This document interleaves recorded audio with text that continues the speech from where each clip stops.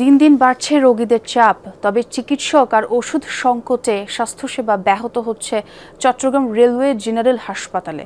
বিভিন্ন পরীক্ষা নিরীক্ষার জন্য রোগীদের ছুটতে হচ্ছে অন্য হাসপাতাল আর ডায়াগনস্টিক সেন্টারে। ভোগান্তিতে পড়তে হচ্ছে সেবা প্রার্থীদের। সীমাবদ্ধতার কথা স্বীকার করে দ্রুতই সেবার মান বৃদ্ধির আশ্বাস হাসপাতাল কর্তৃপক্ষের। Innovation for smarter life. নগরীর সিআরবিতে অবস্থিত চট্টগ্রাম রেলওয়ে জেনারেল হাসপাতালের ওষুধ কাউন্টারের চিত্র এটি। সম্প্রতি রেলকর্মীদের পাশাপাশি সর্বসাধারণের জন্য উন্মুক্ত করার পর থেকেই হাসপাতালটিতে বেড়েছে রোগীর সংখ্যা।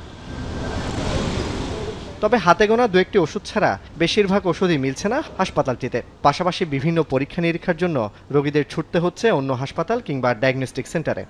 আগে যে গ্যাস্ট্রিকের একটা নিতাম নাফা আর একটা নিতাম গ্যাস্ট্রিক, এইটাই। আর ভালো যে ওষুধগুলো এগুলো সব বাইরে। এখানে ঠিক মতন টেস্টের লোকগুলি থাকে না, মানে এখন 11টা বাজে সকাল, আমাদের বলতেছে আজকে লোক নাই, কালকে আসেন। বিভিন্ন টেস্ট, বিভিন্ন মেশিন এখন আমাদের এখানে আসে নাই, মেশিন এবং কর্মদক্ষ শ্রমিক টেকনিশিয়ান এরা আমাদের এখানে নাই।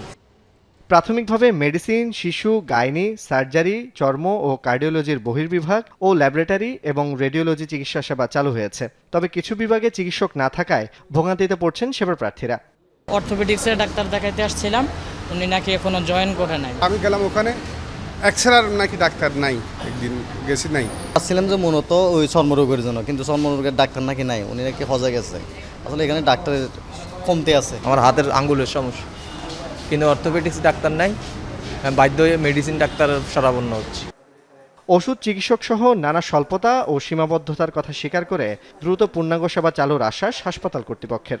সব রোগীদের একটা ওষুধের চাহিদা থাকে, তো সেটা আসলে আমরা এখনো পুরোপুরি ওনাদের মতো ফুলফিল করতে পারি নাই। ইনভেস্টিগেশনের জন্য যে রিএজেন্টগুলো লাগে সেগুলোও আসলে আমরা এখনো ওভাবে সাপ্লাই পাইনি বলে ওনাদের জন্য শুরু করতে পারিনি। এটা নিয়ে আমরা কথা বলছি, কাজ করছি, হয়তো সামনে আগামীতে নতুন অর্থ বছরে এটা পেয়ে যাব আশা করছি।